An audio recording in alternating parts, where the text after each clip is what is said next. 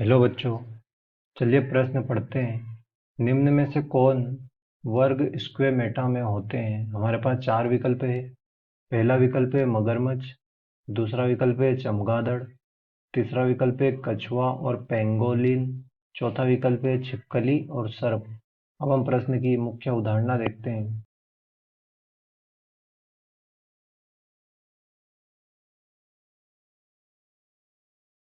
मुख्य उदाहरणा है कि वर्ग स्क्वायर मेटा में होते हैं, यानी दिए गए विकल्प में से किसको वर्ग स्क्वायर मेटा में रखा गया है।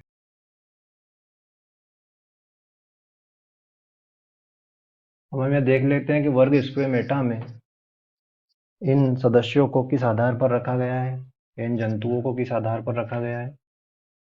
वर्ग स्क्वायर मेटा में वह प्राणी आते हैं जिनके सदस्यों में शल्क उपस्थित होते हैं। शल्क उपस्थित होते हैं, उन्हें वर्ग स्क्वायर मेटा में रखा गया है।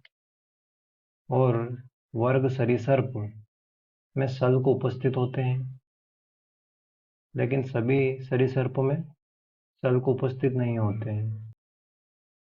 वर्ग सरीसृप में छिपकली और सर्प में शल्क उपस्थित होते हैं।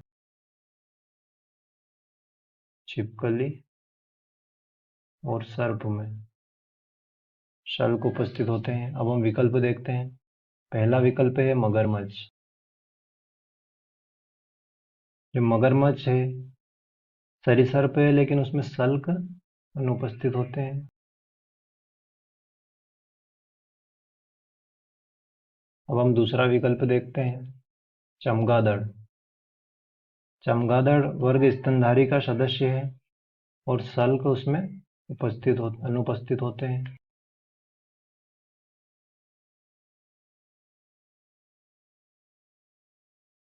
तीसरा विकल्प है कछुआ और पेंगोलिन। जो कछुआ है यह वर्ग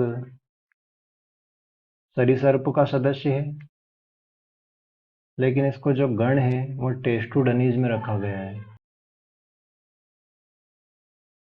कछुआ का जो गण है टेस्टुडनीज।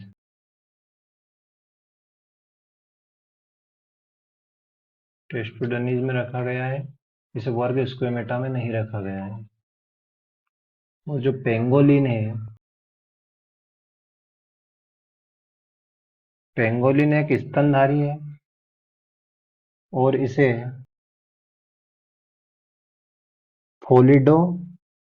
फोलिडोटा गण में रखा गया है और इसमें शल्क उपस्थित होते हैं, लेकिन इसका वर्ग अलग है, गण फोलिडोटा।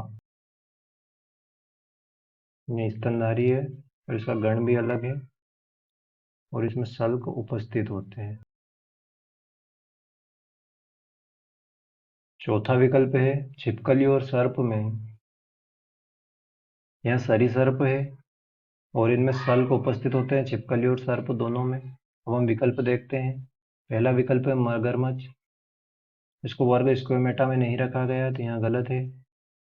दूसरा विकल्प है चमगादड़। इसे भी वर्ग स्क्वायर मेटा में नहीं रखा गया, यहाँ विकल्प भी गलत है। तीसरा विकल्प है कछुआ और पेंगोलिन। इन्हें भी अलग अलग वर्ग में रखा गया है, यहाँ विकल्प भी गलत है। चौथा विकल्प है छिपकली और सर्प। हमारा यहाँ विकल्प सही है, क्योंकि इनमें शल्क उपस्थित होते हैं और इन्हें वर्ग स्क्वायर मेटा में रखा गया है। दिए गए प्रश्न का सही उत्तर चौथा विकल्प है, छिपकली और सर्प। मैं आशा करता हूँ आपको समझ आया होगा। धन्यवाद।